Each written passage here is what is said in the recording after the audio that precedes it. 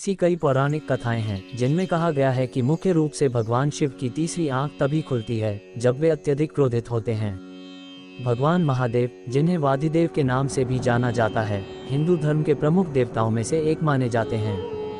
भगवान शिव से जुड़ी हर चीज में खास संकेत छिपा होता है। शिव जी के गले में लिपटा सांप, उनकी जटाओं से गंगा निकलना, इन सभी के पीछे कोई न कोई पौराणिक कथा छिपी है।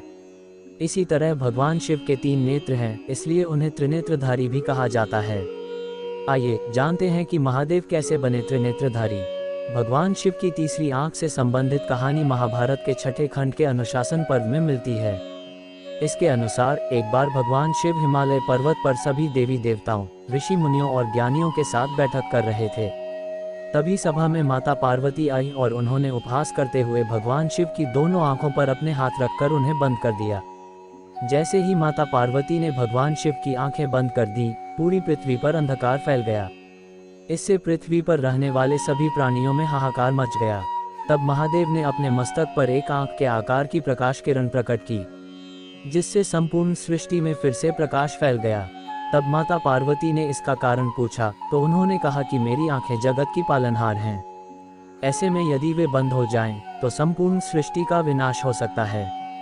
यही कारण है कि भगवान शिव ने पूरी दुनिया की रक्षा के लिए अपनी तीसरी आंख प्रकट की। भगवान शिव की 3 आंखें अलग अलग गुणों का प्रतीक मानी जाती हैं। महादेव की दाहिनी आंख में सत्व गुण और बाईं आंख में रजोगुण का वास माना जाता है, अतः तमोगुण तीसरी आंख में रहता है। कहा जाता है कि भगवान शिव की 2 आंखें भौतिक जगत की गतिविधियों पर नजर रखती हैं, जबकि तीसरी आंख का कार्य पापियों पर नजर रखना है। यह आंख इंगित करती है कि संपूर्ण ब्रह्मांड का न तो आदि है और न ही अंत। हिंदू पुराणों के अनुसार भगवान शिव की 3 आंखें त्रिकाल यानी भूत, वर्तमान और भविष्य का प्रतीक मानी जाती हैं।